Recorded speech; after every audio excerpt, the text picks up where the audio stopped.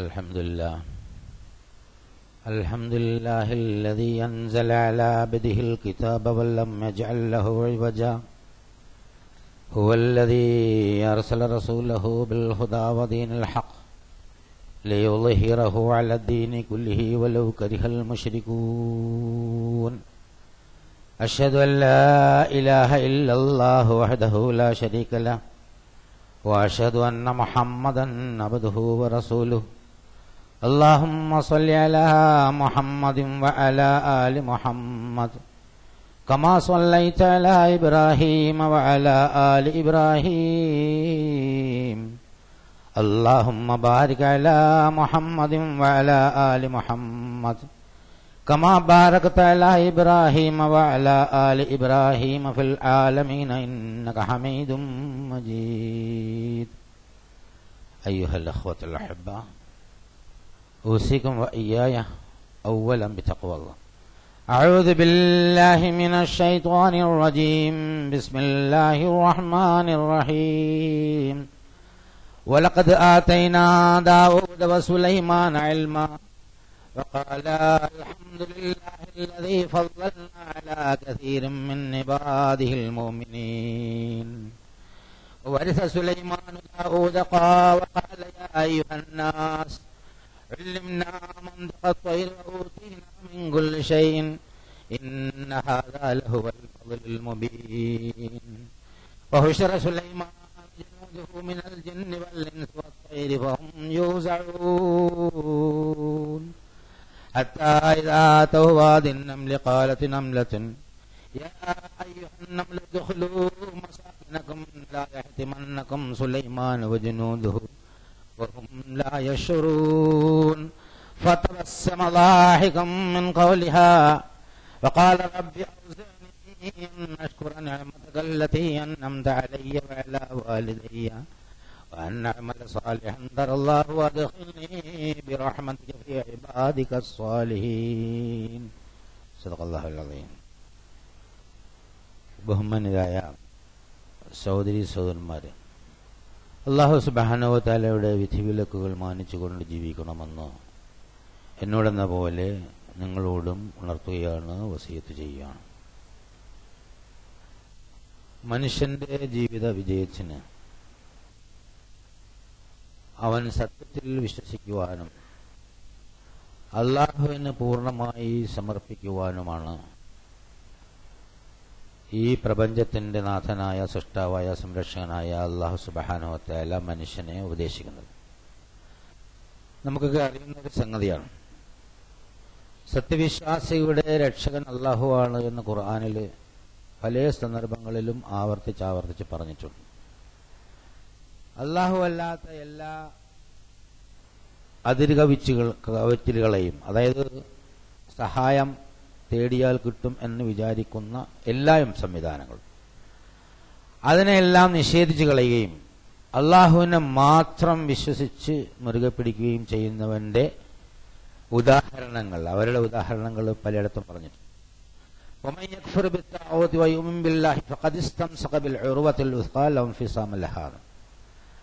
അതായത് താഗൂത്തിനെ, അതിരുകവിച്ചിലുകളെ, അല്ലാത്ത ഏത് മൂർത്തികളായാലും മനുഷ്യനായാലും സംവിധാനങ്ങളായാലും ബിംബങ്ങളായാലും അതിനെയൊക്കെ നിഷേധിക്കുകയും ഒഴിവാക്കുകയും അല്ലാഹു സുബ്ഹാനഹു വ തആലയിൽ മാത്രം വിശ്വസിക്കുകയും ചെയ്യുക.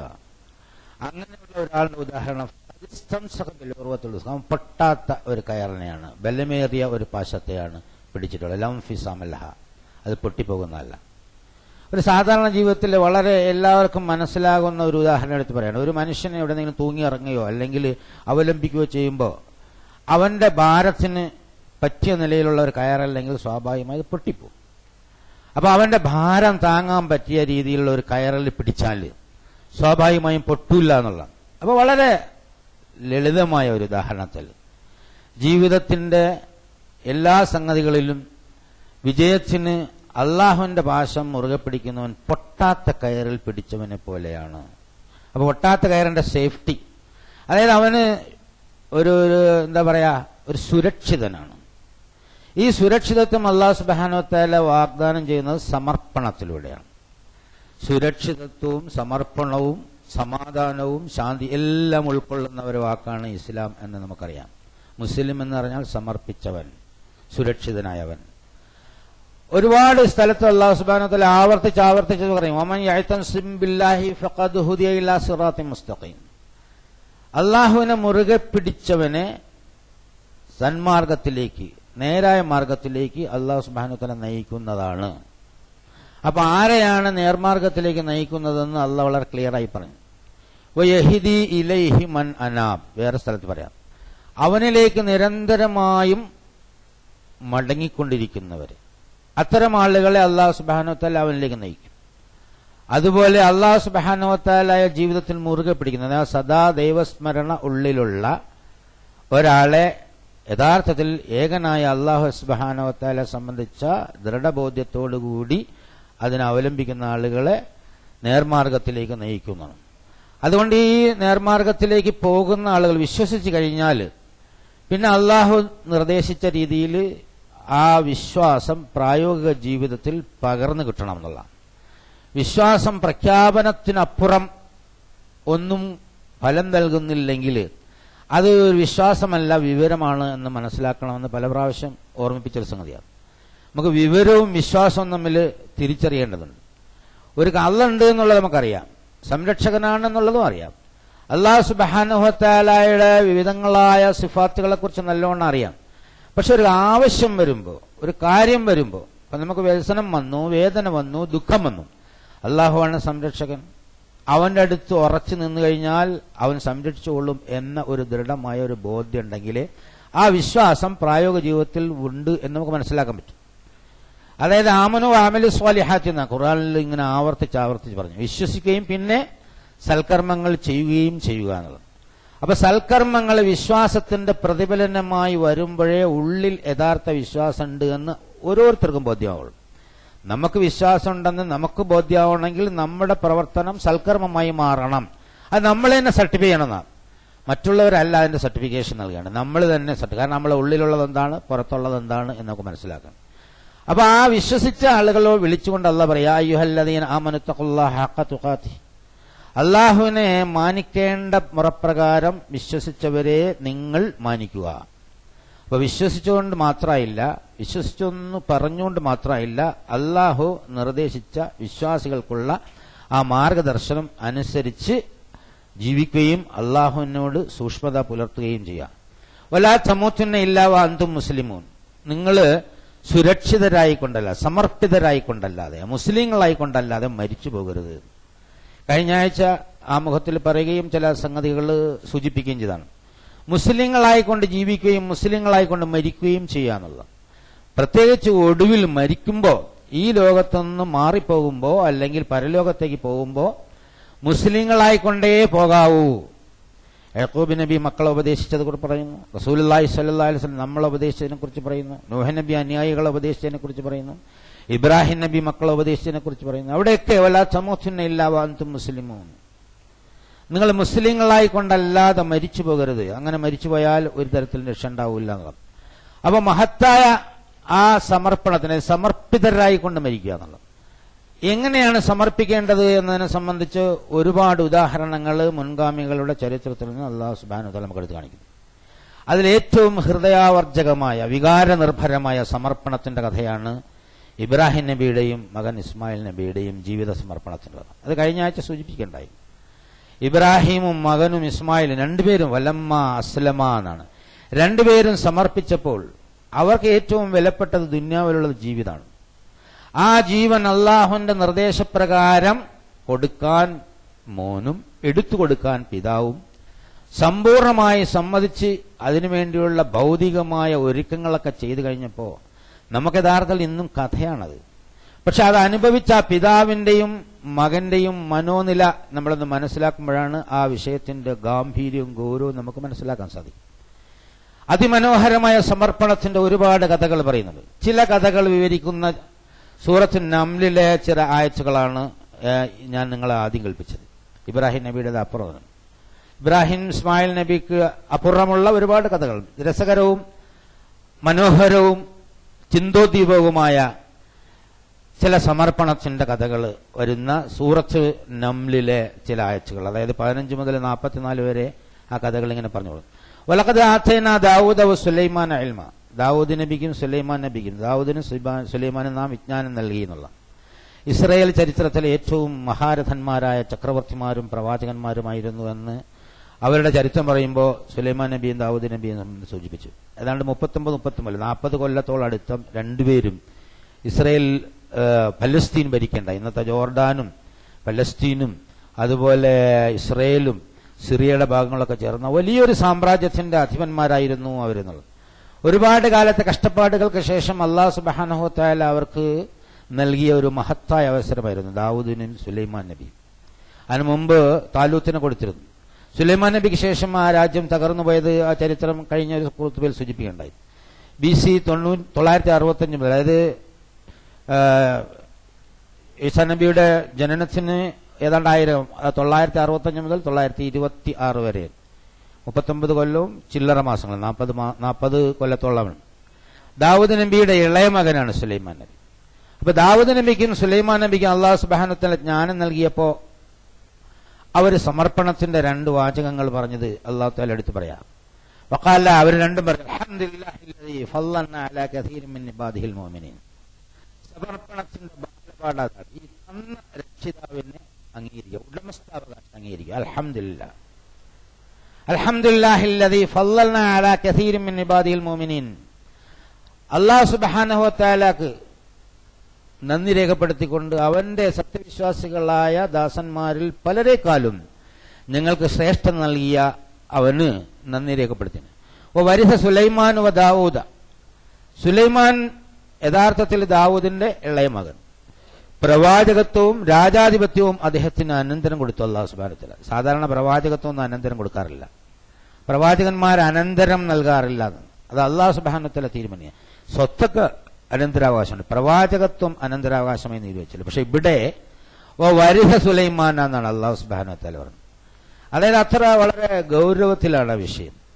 ആ ജനതയെ നയിക്കുന്നതിനു വേണ്ടി 40 കൊല്ലക്കാലം രാജ്യം ഭരിച്ച ദാവൂദ് നബിയുടെ ഭരണ പരിഷ്കാരങ്ങളും സൽക്കർമ്മ നടപടികളും പൂർവാധികം ശക്തിപ്പെടുത്താൻ സുലൈമാന് നാം രാജാധിപത്യവും നൽകി, അതുപോലെ പ്രവാചകത്വവും നൽകിയിരുന്നു. അദ്ദേഹത്തിന് വേറെ ഒരുപാട് കഴിവുകൾ അല്ലാഹു സുബ്ഹാനഹു വ തആല നൽകിയിട്ടുണ്ട്. സുലൈമാന് പക്ഷി മൃഗാദികളുടെ ഭാഷ അറിയാമായിരുന്നു. കാറ്റ് സുലൈമാൻ നബിക്ക് കീഴ്പ്പെടുത്തി കൊടുത്തു. ജിന്നുകളെയും പിശാചികളെയും കീഴ്പ്പെടുത്തി അവരെ കൊണ്ട് പണിയെടുപ്പിച്ചിരുന്നു. സുലൈമാൻ നബിയുടെ കഥ വായിക്കുമ്പോൾ സത്യവിശ്വാസികളിൽ പല ആളുകൾക്കും പല സംശയങ്ങളും ഉണ്ടാകാൻ സാധ്യതയുണ്ട്. ഒരുപാട് സംശയങ്ങൾ പലപ്പോഴും ചോദിച്ചു വരാറുണ്ട്.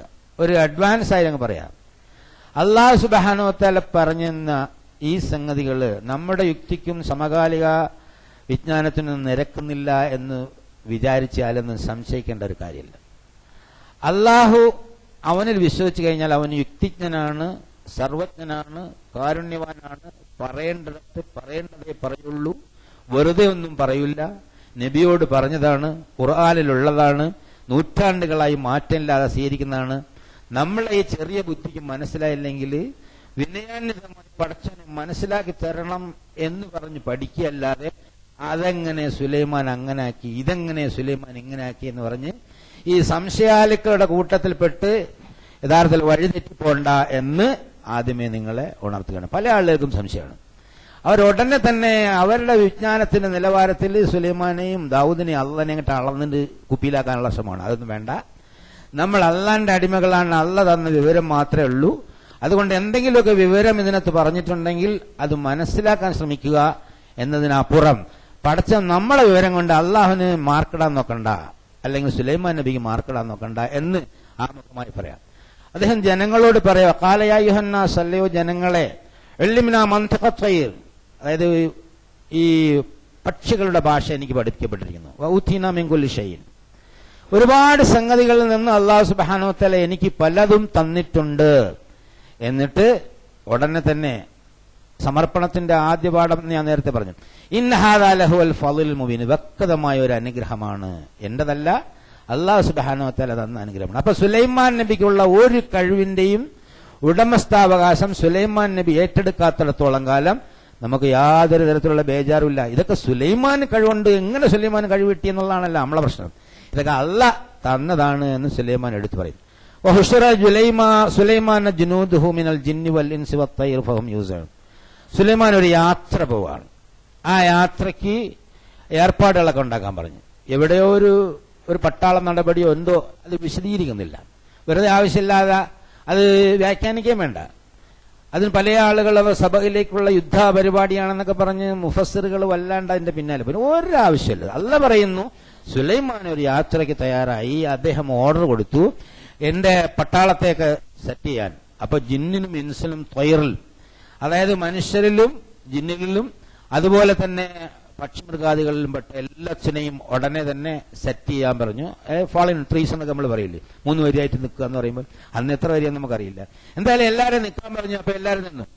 അങ്ങനെ ഒരു വാദിന്നംല്, അങ്ങനെ ഒരു ഉറുമ്പിന്റെ താഴ്വരയിൽ, അത് സിറിയയിലാണ് അവിടെയാണ് ഇവിടെയാണെന്നൊക്കെ ഗവേഷണം നടത്താൻ കുറെ പണ്ഡിതന്മാർ തുടങ്ങിയിട്ടുണ്ട്. ഇതൊരു ഉറുമ്പിൻ താഴ്വരയിൽ, ഉറുമ്പുകൾ ധാരാളമുള്ള ഒരു താഴ്വരയിൽ അദ്ദേഹം എത്തിയപ്പോൾ ആലച്ചന്നമ്ലത്തിന് ഒരു ഉറുമ്പ് പറയാം റാണി ഉറുമ്പാണ്. അതിന് ഒരുപാട് വിശദീകരണവും വിശദാംശങ്ങളൊക്കെ പണ്ഡിതന്മാർ ഒരുപാട് വ്യാഖ്യാനിച്ചിട്ടുണ്ട്. റാണിയോ അല്ലാത്തതോ എന്തായാലും ഒരു ഉറുമ്പ് പറഞ്ഞു എന്ന് അല്ലാഹ് പറഞ്ഞ അതാണ്ട് വിശ്വസിച്ച പോരെ, പിന്നെന്തിനാണ് വ്യാഖ്യാനിക്കണം? അപ്പൊ ഉറുമ്പ് എങ്ങനെ പറഞ്ഞ? ഉറുമ്പിന് സംസാരിക്കാൻ അറിയോ? ഉറുമ്പിന് എങ്ങനെയാണ് ഉറുമ്പ് കമ്മ്യൂണിക്കേറ്റ് ചെയ്യുന്നത്? അങ്ങനെയൊക്കെ തോന്നിക്കഴിഞ്ഞാൽ ഖുർആനിൽ അല്ലാഹ് പറഞ്ഞു ഹൃദയത്തിൽ വക്രയുള്ളത് ആളുകൾ ഇതേപോലെയുള്ള സംഗതികളെ പിന്നാലെ പോയി നാശം വരിക്കും.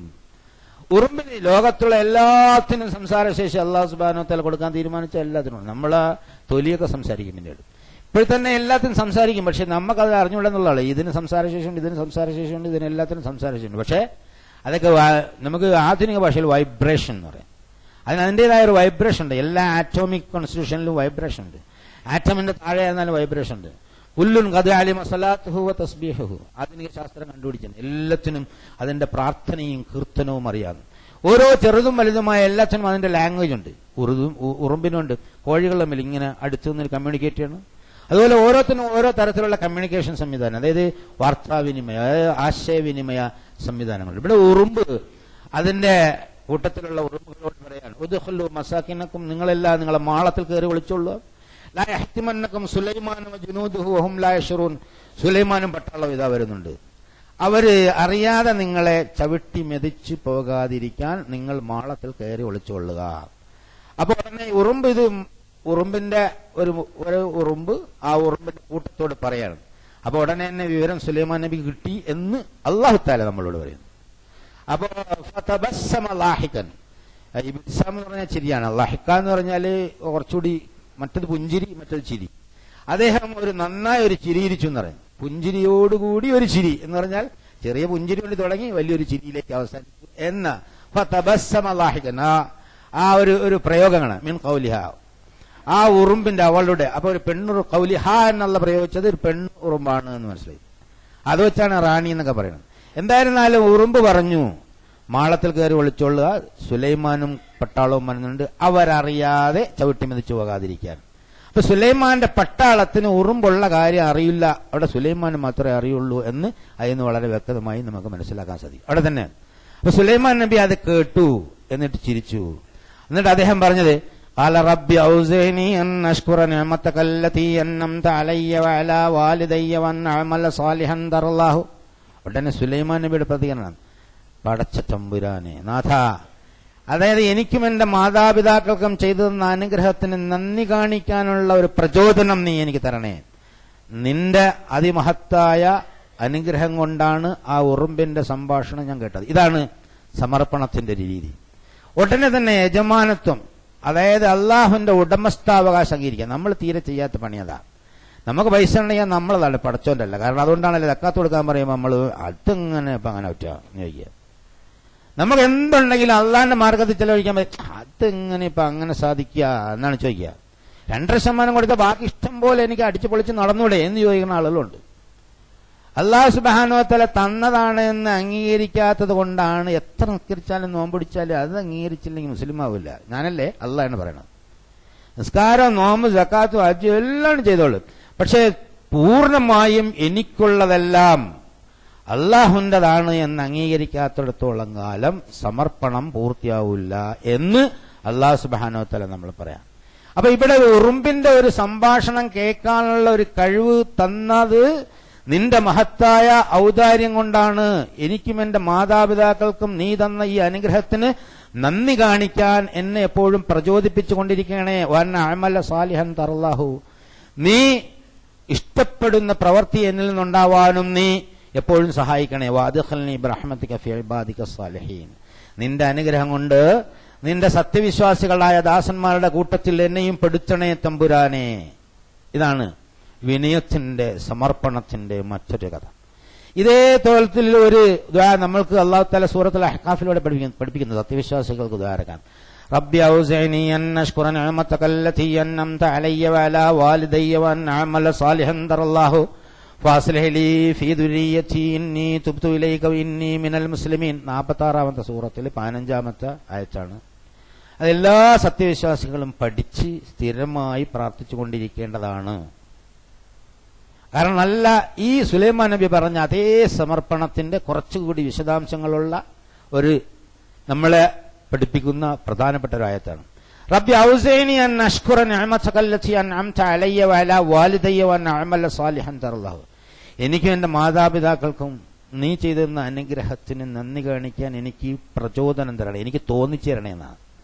എന്ന് പറഞ്ഞാൽ തോന്നാലും പോലും നമുക്ക് ഉണ്ടാക്കാൻ പറ്റൂല, അള്ളാഹ് ഉണ്ടാക്കി തരണേ എന്ന് അവനോട് പറയാം. അതായത് അമല സ്വാലിഹൻ തറല്ലാഹു, എനിക്ക് നിനക്ക് തൃപ്തിപ്പെട്ട അമൽ ചെയ്യാനുള്ള കഴിവും തരണേ. വാസ്ലിഹ് ലീ ഫീ ദുരിയത്തി, എന്റെ സന്താനങ്ങളെ നീ നന്മ വർദ്ധിപ്പിച്ചുണ്ടാക്കി തരണേ. ഇന്നി തുബ്തുയിലേക്ക്, ഞാൻ നിന്നിലേക്ക് മടങ്ങിക്കൊണ്ടേയിരിക്കുന്നു. ഇന്നി മിനൽ മുസ്ലിമീൻ, ഞാന് സമർപ്പിതന്മാരുടെ കൂട്ടത്തിലാണ്, സമർപ്പണം ചെയ്യുന്നവരുടെ കൂട്ടത്തിലാണ്. ഈ ഒരു ദുആ മറന്നുകൊണ്ടെന്നാണ് സമർപ്പണത്തിന്റെ ഏറ്റവും പ്രധാനപ്പെട്ട ഒരു ദുആണ്. മറ്റൊരിക്കൽ പക്ഷികളെ എങ്ങനെ ചെക്ക് ചെയ്തു, അതാ സംഭവം അവിടെ കഴിഞ്ഞു. ആ ഒരു യാത്രയിൽ സുലൈമാൻ നബി അള്ളാഹുവിന്റെ അനുഗ്രഹത്തിന് നന്ദി കാണിച്ചൊരു സംഗതി പറയാൻ ആ എപ്പിസോഡ് ഇങ്ങനെ കാണിക്കുക. വീണ്ടും തിരശ്ശീല വരുമ്പോൾ ഖുർആൻ അടുത്ത കണ്ണികൾ പറയുന്നത്, ഒരിക്കൽ സുലൈമാൻ നബി പക്ഷികളെ ഇങ്ങനെ നിരീക്ഷിച്ചുകൊണ്ടിരുന്നപ്പോ ഹുദ്ഹുദ, മരം കൊത്തിയെ കാണാനില്ല. നമ്മളെ മരം കൊത്തിയെ കാണാനില്ലല്ലോ, എവിടെ പോയിന്ന്, അവനെന്ത് പക്ഷിന്ന്, അവൻ വായ്ബായ, അതായത് സാധാരണ പട്ടാള ചിട്ടയിലുള്ള വർത്താന. അതായത് ഇവിടെ ഹാജറില്ലാത്തത് കൊണ്ട് ഞാൻ തീർച്ചയായും നല്ല ശിക്ഷ കൊടുക്കും, ന്യായമായ കാരണം ബോധിപ്പിച്ചാൽ നാം അറുത്തു കളയുക തന്നെ ചെയ്യും എന്ന് സുലൈമാൻ നബി പറയണം. അത് പൊതുവെ പറയണാണ് ജനങ്ങളുടെ മുന്നിൽ വെച്ച്. മറ്റുള്ള ജിന്നും മിൻസും മറ്റതും മറിച്ചവും എല്ലാ തൊയറും ഒക്കെ ഉള്ള ആ പട്ടാള ക്യാമ്പിൽ വെച്ചിട്ട് അദ്ദേഹത്തിന്റെ പ്രഖ്യാപനം, അതായത് അച്ചടക്ക ലംഘനം കാണിക്കുന്നവരുടെ ശക്തമായ നടപടി എടുക്കുമെന്ന് മറ്റുള്ളവർക്ക് ബോധ്യമാവുന്ന തരത്തിൽ സുലൈമാന്റെ ഒരു പ്രഖ്യാപനം യഥാർത്ഥത്തിൽ വരികയാണ്. അപ്പൊ വൈകാതെ മരം കൊത്തി വന്ന് പറയാം, ഞാന് വളരെ ദൂരെ സബയിൽ നിന്നൊരു വൃത്താന്തവുമായി വരികയാണ്, താങ്കൾ ഇതുവരെ കാര്യമായി അറിഞ്ഞിട്ടില്ലാത്ത ഒരു വൃത്താന്തമാണ്. സബ എന്ന് പറയുന്നത് യമനിലുള്ള ഒരു ഷേബ, അതായത് അവിടെ ഒരു രാജ്ഞി ഉണ്ടായിരുന്നു, ബിൽഖീസ് ബിൻ ഷറാഹീൽ എന്നാണ്. ബിൽഖീസ് ബിൻ ഷറാഹീൽ എന്ന് പറഞ്ഞാൽ യമനിലെ പഴയ രാജാവ് ഷറാഹീലിന്റെ പുത്രിയാണ് ഷേബ എന്ന് പറയുന്ന, അല്ലെങ്കിൽ സബ എന്ന് പറയുന്ന ആ രാജ്യം ആ കാലഘട്ടത്തിൽ ഭരിച്ചിരുന്ന ഷീബ രാജ്ഞി എന്ന് പറയുന്ന ബിൽഖീസ്, അവരുടെ പേര് ബിൽഖീസ് എന്ന്, ഷറാഹീലിന്റെ മകൾ ബിൽഖീസ്. അവൾ എല്ലാ നിലയ്ക്കും അനുഗ്രഹപൂർണമായ സമ്പൽ സമർത്ഥമായ ഒരു നാടാണ്. സബയിനെ കുറിച്ച് ഖുർആനിൽ വേറെയും പറയുന്നുണ്ട്. അവർക്ക് നല്ലൊരു സിംഹാസനമുണ്ട്, സമ്പൽ സമൃദ്ധിയുണ്ട്, ഒരുപാട് അനുഗ്രഹങ്ങൾ ചെയ്യപ്പെട്ടിട്ടുണ്ട്. പക്ഷെ അവളും അവളുടെ നാട്ടുകാരും സൂര്യാരാധന നടത്തുന്നു. അള്ളാഹുവിനെ ഉപേക്ഷിച്ചുകൊണ്ട് സൂര്യാരാധന നടത്തുന്ന അവര് നേർമാർഗം പ്രാപിക്കുകയില്ല, സന്മാർഗത്തിലാവുകയില്ല. ആകാശത്തിലും ഭൂമിയിലുള്ള എല്ലാം മറിഞ്ഞു കിടക്കുന്നതും പുറത്തു കൊണ്ടുവരുന്നത് അള്ളാഹുവാണ്. രഹസ്യവും പരസ്യവും അറിയുന്നവൻ അവൻ തന്നെ. ആ അള്ളാഹുവിനെ വണങ്ങാത്തത് എന്താണ്? അവൾക്കൊരു വലിയ സിംഹാസനമുണ്ട്, പക്ഷേ മഹത്തായ സിംഹാസനത്തിന്റെ നാഥനായ അള്ളാഹുവിനെ വണങ്ങാതെ സൂര്യാരാധന നടത്തുന്ന ഒരു പരിപാടി നടത്തുന്ന ഒരു പെണ്ണ്, ഒരു രാജ്ഞി അവിടെ ഭരിക്കുന്നുണ്ട് എന്ന് സുലൈമാൻ നബി ഉടനെ പറഞ്ഞ, നീ പറഞ്ഞ നുണയാണോ സത്യമാണോ ഞാൻ പരിശോധിച്ച് നോക്കട്ടെ, നീ ഒരു കാര്യം ചെയ്യ്, ഈ കത്ത് കൊണ്ടുപോയി അവൾക്ക് ഇട്ടുകൊടുക്കാം, എന്നിട്ട് മാറി നിന്ന് അവരെന്താണ് പറയുന്നത് എന്ന് ഒന്ന് ശ്രദ്ധിക്കുക. നല്ല രസകരമായ സംഭവമാണ്. സുലൈമാൻ നബി ഒരു പക്ഷിയെ വിളിച്ചിട്ട് പറയാ, ഹുദ്ഹുദിന് ഈ കത്ത് കൊണ്ട് ഇട്ടുകൊടുക്കുക, ഇട്ടുകൊടുക്കുക, എന്നിട്ട് മാറി നിന്നിട്ട് അവരെന്താണ് പറയുന്നത്, മാറി നിന്ന് അവരെന്താണ് പറയുന്നതെന്ന് കേട്ട് മനസ്സിലാക്കി പറയാനുള്ള കഴിവ് ഇതിന് ഈ പക്ഷിക്ക് അള്ളാഹ് കൊടുത്തിട്ടുണ്ട് എന്നുള്ളത് സഭയിൽ നിന്ന് കൊണ്ടുവന്ന വൃത്താന്തം വിവരിക്കുന്നിടത്ത് നമുക്ക് മനസ്സിലാക്കാൻ സാധിക്കും. അത്ര മതി. അതിന്റെ അപ്പുറം കയറി ചിന്തിച്ച് കുലുമാല ഉണ്ടാക്കേണ്ട ഒരാവശ്യമില്ല. സത്യവിശ്വാസികൾക്ക് ഒരു സംശയമില്ലാതെ മനസ്സംതൃപ്തിയോടുകൂടി സ്വീകരിക്കാൻ കഴിയും. സത്യവിശ്വാസം ഒഴിഞ്ഞ മനസ്സുകൾ പലപ്പോഴും എന്താണ് ഹുദുഹുദ്, അതെന്താ സാധനം, എന്നാ പിന്നെ ആ മരം കൊത്തിയെ പോലെ നമ്മളെ നാട്ടിലെ മരം കൊത്തിയൊന്നും എന്താ പ്രവർത്തിക്കാത്തത്, അങ്ങനെ പല കോലത്തിലായിരിക്കും. അങ്ങനെ വേണവർക്ക് അങ്ങനെ പോയി തൊലഞ്ഞു പോകാം, പടച്ചോൻ കാക്കുമാറാകട്ടെ. അപ്പോ അങ്ങനെ പക്ഷി ഇതുവരെ കത്തുമായിട്ട് പോകുന്ന രംഗാണ്. വിട്ടുകൊടുക്കുക എന്ന് പറഞ്ഞാൽ പിന്നെ ഖുർആനില് ആ കത്ത് കിട്ടിയിട്ട് രാജസദസ്സിൽ സംസാരിക്കുന്നതാണ്. അതിൽ ഹദീസുകളിൽ നിന്ന് മനസ്സിലാകുന്നത് ഈ പക്ഷി പറന്നു പോകുമ്പോൾ ഈ രാജ്ഞി സൂര്യ നമസ്കാരത്തിന് പോകുന്ന സമയമാണ്. അപ്പൊ അവളുടെ മുന്നിൽ കത്തിട്ടു. പക്ഷെ അവരറിഞ്ഞിട്ടില്ല, കത്ത് അവരുടെ മുന്നിൽ കണ്ടില്ല, ഹുദ്ഹുദ ഇട്ടതാണെന്ന് അറിഞ്ഞിട്ടില്ല. കാരണം അത്ഭുതകരമായി അങ്ങനെ ഒരു കത്ത് കിട്ടിയെങ്കിൽ സ്വാഭാവികമായിട്ടും രാജസദസ്സിൽ പറയേണ്ടതായിരുന്നു. കത്ത് എടുത്തു നോക്കിയപ്പോ ആ കത്തില് വളരെ പ്രധാനപ്പെട്ട ഒരു സംഗതിയാണ്. അവർ രാജസദസ്സിലെ ആളുകൾ പറയും, എനിക്ക് ബഹുമാന്യമായ ഒരു കത്ത് കിട്ടി, ഇന്നഹു മിൻ സുലൈമാന ഇന്നഹു ബിസ്മില്ലാഹിർ റഹ്മാനിർ റഹീം. ഇത് സുലൈമാനിൽ നിന്നുള്ള ആദരണീയമായ ഒരു കത്താണ്. അത് കാരുണ്യവാനും കരുണാവാരിധിയുമായ അള്ളാഹുവിന്റെ തിരുനാമത്തിൽ എഴുതപ്പെട്ടിട്ടുള്ള കത്താണ്. അഹങ്കാരവും പൊങ്ങച്ചൊന്നും കാണിക്കാതെ അള്ളാഹുവിന് കീഴ്പ്പെട്ടുകൊണ്ട് എന്റെ അടുത്തേക്ക് വരിക. പ്രധാനികളെ, നിങ്ങൾ ഈ കാര്യത്തിൽ എന്നെ ഉപദേശിച്ചാലും എന്താണ് നാം ചെയ്യേണ്ടത് എന്ന് ചോദിച്ചപ്പോൾ രാജസദസ്സിലുള്ളവർ പറയാം. കഥ ഒരുപാട് വിശദീകരിച്ച് പറഞ്ഞാൽ 2 ഖുത്ബയുടെ സമയമായിപ്പോൾ ആള് വാച്ച് നോക്കാൻ തുടങ്ങും. അതുകൊണ്ട് വളരെ ഹ്രസ്വമായി പറയാൻ നിവർത്തിയുള്ളൂ. അതിൽ വളരെ തത്വങ്ങളുണ്ട്. ആ തത്വം മാത്രമേ കഥയുടെ കൂട്ടത്തിൽ സൂചിപ്പിക്കും. അപ്പൊ രാജസദസ്സിൽ ചോദിച്ചപ്പോൾ അവർ പറഞ്ഞു, നമ്മൾ നല്ല പട്ടാളമുണ്ട്, നമുക്ക് യുദ്ധം ചെയ്യാനുള്ള കഴിവുണ്ട്, അതുകൊണ്ട് അങ്ങ് തീരുമാനം എടുത്ത് പറഞ്ഞാൽ എന്തുകൊണ്ട് നമ്മൾ ചെയ്യാം. അപ്പൊ നല്ല ശാന്ത സ്വഭാവിയായ, രാജ്യഭരണത്തിലും ജനങ്ങളുടെ ക്ഷേമത്തിലും താല്പര്യമുള്ള ആ സ്ത്രീ ബുദ്ധിപൂർവ്വം ഒരു അഭിപ്രായം പറയാം. ഒരു രാജാക്കന്മാർ എവിടെയെങ്കിലും കയറി കഴിഞ്ഞാൽ അവിടെ നാടൊക്കെ ചവിട്ടി മെതിച്ച് അവിടെയുള്ള ആളുകളുടെ ഔന്നിത്യമൊക്കെ തകർത്ത് അപമാനമൊക്കെ വരച്ചു കളയും. അതുകൊണ്ട് അങ്ങനെ ഒരു യുദ്ധത്തിന് വേണ്ടിയുള്ള ഒരു ഏർപ്പാട് നമ്മൾ ഉണ്ടാക്കണ്ട, ഞാൻ കുറച്ച് ഹദിയ കൊടുത്തേക്കാം, കുറച്ച് പൈസ അല്ലെങ്കിൽ എന്തോ ഒരു ഹദിയ കൊടുത്തേക്കാം, അത് കൊണ്ട് കൊടുത്തിട്ട് എന്താണ് മറുപടി, അതിന്റെ ദൂതന്മാർ എന്താണ് മറുപടി വരുന്നത് എന്ന് നോക്കാമോ.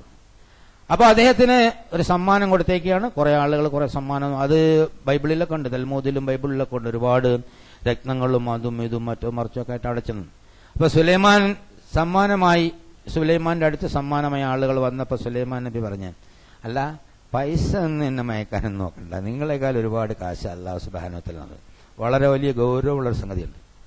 അത് എന്തെങ്കിലും ആനുകൂല്യങ്ങൾ വാങ്ങിക്കൊണ്ട് ഷിർക്കിന് കൂട്ടു നിൽക്കുന്ന ഏത് ഏർപ്പാടിനെയും കടക്കി കത്തിവെക്കുന്ന ഒരു ഇതാണ് സുലൈമാൻ നബിയുടെ മറുപടിയിലുള്ളത്. നമ്മളെ കൂടെയുള്ള ആളുകളിൽ നിന്ന് ആനുകൂല്യങ്ങൾ സ്വീകരിച്ചുകൊണ്ട് ഷിർക്കിനെ സപ്പോർട്ട് ചെയ്തിട്ട് സംസാരിക്കാൻ ഒരു തരത്തിലും പറ്റൂല എന്നാണ് സുലൈമാൻ നബിയുടെ ആ ഇടപാടിൽ നിന്ന് മനസ്സിലാക്കുന്നത്. ആഹാ, കൈക്കൂലി വന്നിട്ട് പൂരാരാധനയ്ക്ക് ഒരു രാജ്യം കെട്ടിപ്പിടിക്കാൻ അവിടെ സമ്മതിക്കുക, നടക്കണ പണിയില്ല കേട്ടോ, അത് എടുത്തുകൊണ്ട് പോ, അതിനേക്കാൾ വലിയ പൈസയൊക്കെ നമ്മളെ ഇടുന്നതിന്റെ രാജ്യം എടുത്ത് പോയി പറഞ്ഞേക്ക്, വലിയൊരു സൈന്യവുമായി, തടുക്കാനാവാത്തൊരു സൈന്യവുമായി നാം അങ്ങോട്ട് വരുന്നതാണ്, അവിടെ നിന്ന് അപമാനിതയായി അവളെ പുറത്താക്കും. അതുകൊണ്ട് അത് പറഞ്ഞതിന് ശേഷം പിന്നെ വരുന്നത് അതിനേക്കാൾ ഗംഭീരമാണ്. സുലൈമാനിക്ക് അപ്പം തന്നെ വിവരം കിട്ടി, ഇത് അവിടെ ചെന്ന് പറയുമ്പോൾ തന്നെ അവള് മുസ്ലിമായിട്ട് ഇങ്ങോട്ട് വരുമെന്നുള്ള വിവരം കിട്ടിയപ്പോൾ അവൾ ഇവിടെ എത്തുന്നതിന് മുമ്പ് അവളുടെ സിംഹാസനം ഇവിടെ എടുത്തുകൊണ്ടുവരുന്നതാണ്. 1500 മൈലോളം അതുണ്ട്. സഭയിൽ നിന്നും ബൈത്തുൽ മുഖദ്ദിസിലേക്ക് പോകാൻ 1500 മൈലോളം ഉണ്ട്. ആരാണ് അവളുടെ സിംഹാസനം അവൾ എത്തുന്നതിന് മുമ്പ് ഇവിടെ എടുത്തുകൊണ്ടുവരുന്നതെന്ന് ചോദിച്ചപ്പോ ഒരു മല്ലൻ ജിന്ന്, ഇഫ്രീത്തും മിനൽ ജിന്ന്, നമ്മളിപ്പോഴത്തെ ജിന്നല്ല, പണ്ടത്തെ ജിന്നാണ്. അതായത് ഇഫ്രീത്തും മിനൽ ജിന്ന്, ആ ജിന്ന് പറഞ്ഞ് ഞാൻ കൊണ്ടുവരാമെന്ന് പറഞ്ഞു, എന്നെ വിശ്വസിക്കാന്ന് പറഞ്ഞു. അപ്പോ സുലൈമാൻ നബി സമ്മതിച്ചില്ല. അപ്പൊ ജിന്ന് ഔട്ടവിടെ. അപ്പോ കിതാബിൽ നിന്ന് വിവരമുള്ള ഒരാൾ പറഞ്ഞ്, ഇഫ്രീത്ത് പറഞ്ഞത്, ജിന്ന് പറഞ്ഞത്, നിങ്ങൾ ഈ സദസ്സിൽ നിന്ന് എഴുന്നേൽക്കുന്നതിന് അവിടെ ദർബാർ നടക്കുക, ദർബാർ പിരിയുന്നതിന് മുമ്പ് ഞാൻ കൊണ്ടുവരാമെന്നാണ്. അപ്പൊ അതിനു മുമ്പ് സുലൈമാൻ നബിക്ക് വേണം. 1500 അതിലകലെ നല്ല വലിയൊരു സിംഹാസനം എങ്ങനെ എടുത്തോണ്ട് ഒരു ഭയങ്കര പ്രശ്നമാണ്. ഒരുപാട് ആളുകൾ കെട്ടിക്കുടുങ്ങി നശിച്ച് കാഫറായി പോയത് വേണ്ടി ഇത് വ്യാഖ്യാനിച്ചിട്ട്, ഇസ്ലാമിന്ന് പുറത്തുപോയ ആളുകൾ വേണ്ടി വ്യാഖ്യാനിച്ചിട്ട് പണ്ട് കാലത്ത് ലാഹിരികളും ഖാദിരികളും ഒക്കെ അങ്ങനെ ചെയ്തിട്ടുണ്ട്. എന്തായിരുന്നാലും ഇന്നിപ്പോൾ അതിന്റെ ആവശ്യമില്ല. കാരണം ഏതൊരു വസ്തുവിനെയും പ്രകാശ വേഗതയിൽ ചലിപ്പിച്ച് വിട്ടു കഴിഞ്ഞാൽ അത് എനർജിയായി കൺവേർട്ട് ചെയ്യുന്നു. ആ എനർജിയെ തടുത്താൽ അത് മാറ്ററായി തിരിച്ചു വരാമെന്നും ശാസ്ത്രം താത്വികമായി ചെയ്യാൻ പറ്റുന്നില്ല, ശാസ്ത്രം താത്വികമായി അംഗീകരിച്ചൊരു സംഗതിയാണ്. ഭൂമിയെ 7 പ്രാവശ്യം ഒരു സെക്കൻഡ് കൊണ്ട് വലയം ചെയ്ത് വരുന്ന അത്രയും ദൂരമാണ് പ്രകാശം സഞ്ചരിക്കുന്നത്. അപ്പൊ പിന്നെ 1500 മൈൽ എന്ന് പറയുന്ന ഒരു വലിയ പ്രശ്നമൊന്നുമില്ല. അപ്പൊ ഒരു സ്ഥാനത്തെ, ഒരു മാറ്ററിനെ മറ്റൊരു സ്ഥലത്തേക്ക് മാറ്റി പ്രതിഷ്ഠിക്കാൻ ഒരു സെക്കൻഡൊന്നും ആവശ്യമില്ല എന്ന് ശാസ്ത്രീയമായി പറഞ്ഞു കൊടുക്കാൻ പറ്റുന്ന ഒരു കാലത്തിലാണ് ഇത് പറഞ്ഞുകൊണ്ട് അവിടെ നിന്ന് ഇങ്ങോട്ട് കൊണ്ടുവരാൻ വലിയ ബുദ്ധിമുട്ടൊന്നുമില്ല. അപ്പൊ ഗ്രന്ഥത്തിൽ നിന്ന് ജ്ഞാനം ലഭിച്ച ഒരാൾ പറഞ്ഞത് ഞാൻ ഉടനെ തന്നെ കണ്ണടച്ചുറക്കുന്നതിനെ കൊണ്ടുവരാന്ന്. പിന്നെ അദ്ദേഹം കണ്ണടച്ചുറക്കുന്നതിന് മുമ്പേ അത് കാണുകയാണ്. അതാ അത്ര എളുപ്പം കൊണ്ടുവന്ന് പറയും. അപ്പോ ആ ഒരു ശക്തി, അതായത് സുലൈമാൻ നബിയാണ് എന്ന് ചില ആളുകൾ പറയുന്നുണ്ട്, അല്ല ജിബ്രീലാണെന്ന് പറയുന്നുണ്ട്. നമുക്ക് തർക്കമൊന്നുമില്ല, സാധനം അവിടെ എത്തി. അതല്ല പറയാം. ഹാദാ മിൻ ഫളിൽ റബ്ബി, അവിടെയാണ് വിഷയം. ഹാദാ മിൻ ഫളിൽ റബ്ബി, സുലൈമാൻ നബി പറയാണ്. അപ്പൊ സുലൈമാൻ നബി ആയിരിക്കാൻ ആ സൂചന ചെയ്യുന്നൊരു സാധ്യതയുണ്ട്. കാരണം ഇതെന്റെ രക്ഷിതാവിന്റെ അനുഗ്രഹത്തിൽപ്പെട്ടതാണ്. ഹാദാ മിൻ ഫളിൽ റബ്ബി ലിയബ്ലുവനി അഅഷ്കുർ അം അക്ഫുർ. എല്ലാവർക്കും ഉള്ള, നമ്മൾ ഈ കാറൊക്കെ വാങ്ങിയ ഹാദാ മിൻ ഫളിൽ റബ്ബി, ഹോട്ടലിന്റെ മുകളിൽ ഹാദാ മിൻ ഫളിൽ റബ്ബി എന്ന് ചോദിച്ചു, കടയുടെ മുകളിൽ ഹാദാ മിൻ ഫളിൽ റബ്ബി, അത് സമ്മതിക്കുന്നുണ്ട്. ഇതെന്റെ രക്ഷിതാവിന്റെ അനുഗ്രഹമാണ്. പക്ഷെ അതിന്റെ അപ്പുറത്ത് ഞാനിതിന് നന്ദി കാണിക്കുമോ അല്ലെങ്കിൽ നന്ദി കേടി കാണിക്കുമോ എന്ന് എന്നെ ചെക്ക് ചെയ്യാൻ വേണ്ടി തന്ന ഒരു അനുഗ്രഹമാണ് എന്നാ പറയേണ്ടത്. അവിടെ പ്രശ്നം. ഹാദാമിൻ ഫളിൽ റബ്ബി എന്ന് എഴുതി വെച്ച അതിന്റെ അടിയിൽ നിന്ന് കള്ളക്കണക്ക് എഴുതി എങ്ങനെ ഉണ്ടാവും? ഹാദാമിൻ ഫളിൽ റബ്ബി എന്ന് എഴുതി വെച്ച വാഹനം ഓട്ടിച്ചിട്ട് തോന്നിയാസം കാണിക്കുമ്പോൾ എങ്ങനെ ഉണ്ടാവും? അതിന് നന്ദി കേട് കാണിക്കുകയാണ്. ഓരോന്നും നമ്മളെ ഹാദാമിൻ ഫളിൽ റബ്ബി എന്ന് പറയലാണ് സമർപ്പണത്തിന്റെ ആദ്യ പാഠം, ബാലപാഠം എന്ന് പഠിപ്പിക്കുകയാണ്. ഇത് അല്ല തന്നതാണ്, എന്റേതല്ല.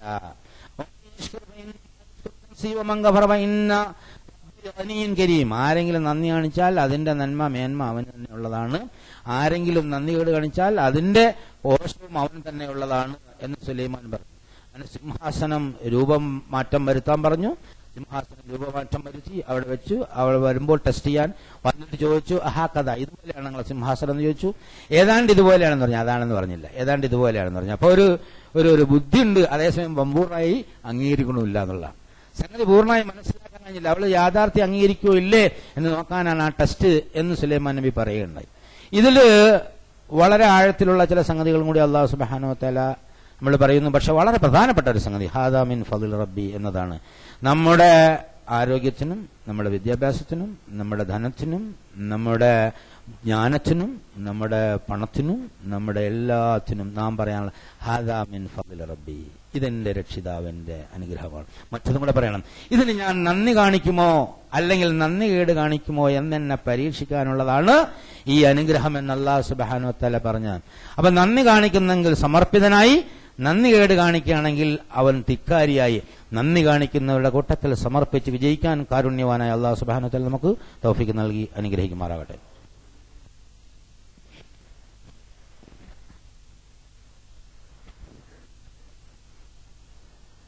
അൽഹംദുലില്ലാഹി ഹംദൻ കസീറൻ തയ്യിബൻ മുബാറകൻ യൻബഗി ലിജലാലി വജ്ഹിഹി വഅളീമി സുൽത്താനിഹി സുബ്ഹാനക ലാ നുഹ്സീ സനാഅൻ കമാ അസ്നൈത നഫ്സഹു ലകൽ ഹംദു ഹത്താ തർളാ.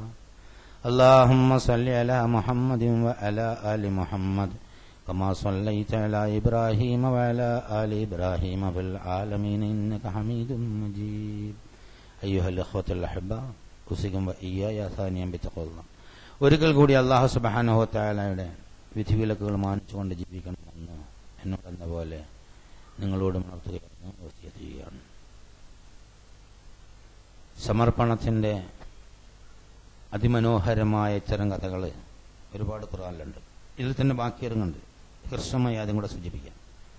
അവർ വന്നപ്പോൾ ഇത് നിന്റെ ഇതുപോലെയാണോ നിങ്ങളെ സിംഹാസനം വെച്ചപ്പോൾ ഏതാണ്ട് അതുപോലെയാണെന്ന് പറഞ്ഞു.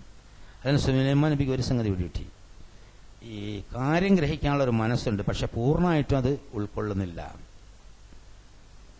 അപ്പോ ജലോപരിതലത്തിൽ കെട്ടിപ്പടുത്ത ഒരു പളുങ്ക് കൊട്ടാരത്തിലൂടെ കടത്തിവിടുന്ന ഒരു രംഗമാണ്.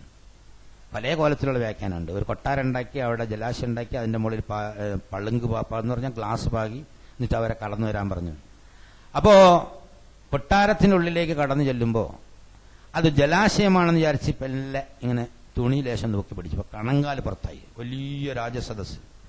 ഒരു സ്ത്രീ തുണി പൊക്കി പിടിക്കേണ്ടി വരിക എന്ന് പറഞ്ഞാൽ അപമാനത്തിന്റെ പ്രശ്നമാണ്.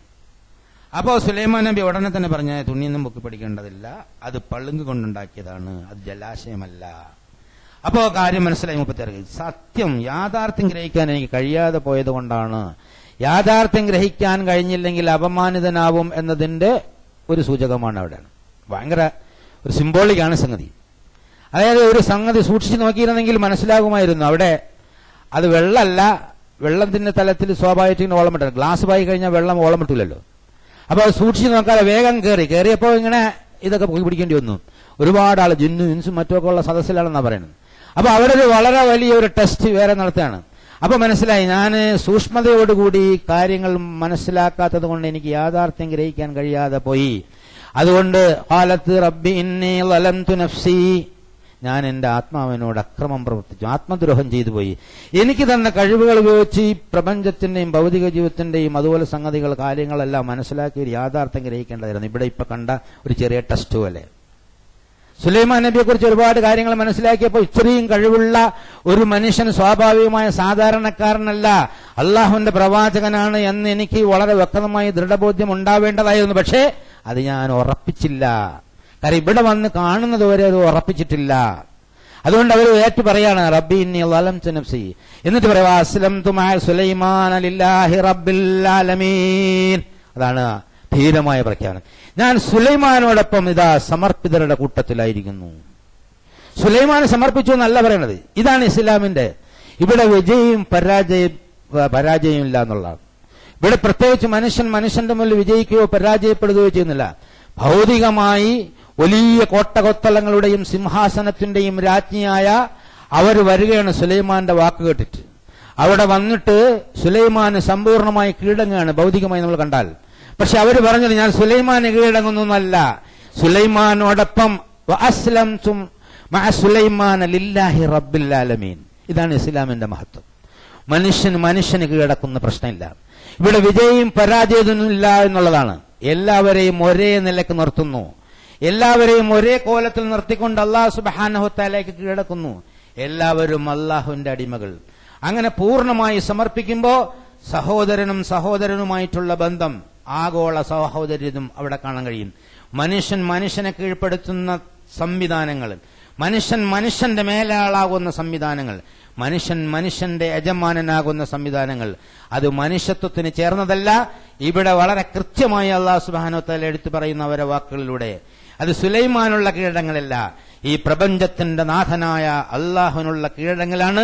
സുലൈമാനോടൊപ്പം ഞാനും കീഴടങ്ങുന്നു.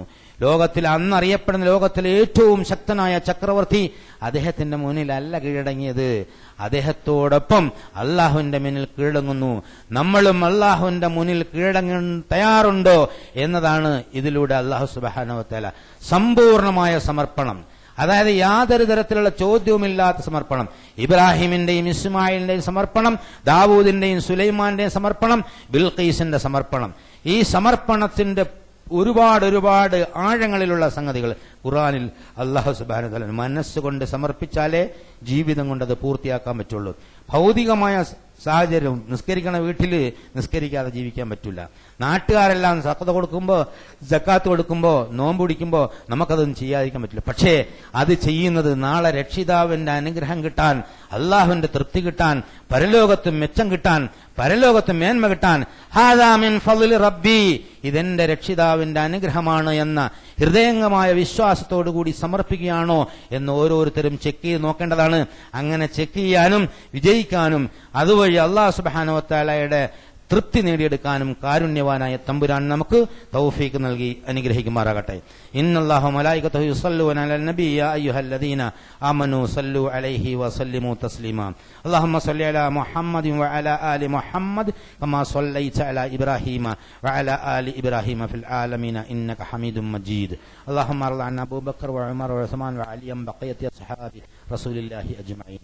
കാരുണ്യവാനായ തമ്പുരാനെ, ഞങ്ങളുടെ എല്ലാ വൻപാപങ്ങളും ചെറുപാപങ്ങളും നീ പുറത്തു മാപ്പാക്കി തരണേ തമ്പുരാനെ. ഞങ്ങളുടെ മാതാപിതാക്കന്മാർക്കും ഉസ്താദന്മാർക്കും ബന്ധുമിത്രാദികൾക്കും ഭാര്യ സന്താനങ്ങൾക്കും സഹോദരങ്ങൾക്കും സുഹൃത്തുക്കൾക്കും നാട്ടാർക്കും മുഴുവൻ സത്യവിശ്വാസികൾക്കും മുൻകാല സത്യവിശ്വാസികൾക്കും പുറത്തു മാപ്പാക്കി തരണേ തമ്പുരാനെ. നരകശിക്ഷയിൽ ഞങ്ങളെ കാക്കുകയും സ്വർഗം നൽകി അനുഗ്രഹിക്കുകയും ചെയ്യണേ തമ്പുരാനെ. മുന്നേ നിന്നിൽ വന്ന ഞങ്ങളുടെ സഹോദരങ്ങൾക്ക് നീ സ്വർഗം നൽകി അനുഗ്രഹിക്കണേ തമ്പുരാനെ. അവരുടെ കബറിടങ്ങളെ പ്രകാശപൂരിതങ്ങളാക്കി മാറ്റണേ തമ്പുരാനെ. അകലങ്ങളിലുള്ള ഞങ്ങളെ വേണ്ടപ്പെട്ടവർക്ക് പടച്ചനെ ഹിദായത്തും തഖ്വയും ഇസ്തിഖാമത്തുള്ള ജീവിതം നൽകി അനുഗ്രഹിക്കണേ തമ്പുരാനെ. അല്ലാഹുവേ, ജീവിച്ചിരിക്കുന്ന ഞങ്ങൾക്ക് എപ്പോഴും ഹിദായത്തും തഖ്വയും ഇസ്തിഖാമത്തുമുള്ള ജീവിതം നൽകണേ തമ്പുരാനെ. അല്ലാഹു ഞങ്ങളുടെ സന്താനങ്ങളിലും സമ്പത്തുകളിലും നന്മ വർദ്ധിപ്പിച്ചു തരണേ തമ്പുരാനെ. ഞങ്ങളുടെ രോഗങ്ങളും പ്രയാസങ്ങളും ഒക്കെ മാറ്റിത്തരണേ തമ്പുരാനെ.